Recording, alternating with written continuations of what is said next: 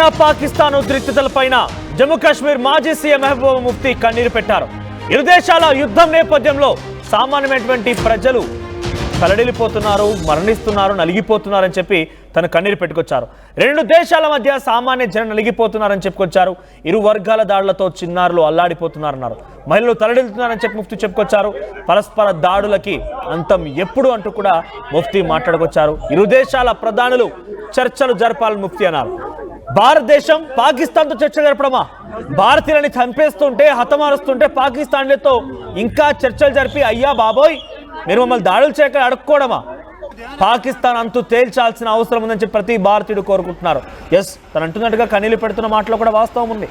చాలా సామాన్యమైనటువంటి ప్రజలు ఇబ్బందులు పడుతున్నారు, నలిగిపోతున్నారు. ముఖ్యంగా జమ్మూ కాశ్మీర్ ఎల్ఓసి వెంటున్నటువంటి ఆ పరిసర ప్రాంతాలు, గ్రామాలు, ముఖ్యంగా పూంచి, రాజౌరి, తర్వాత ఉరీ సెక్టార్లో ఉన్నటువంటి ప్రజలు అయితే ఇబ్బందులు పడుతున్నారు. ఈ మాట వాస్తవం.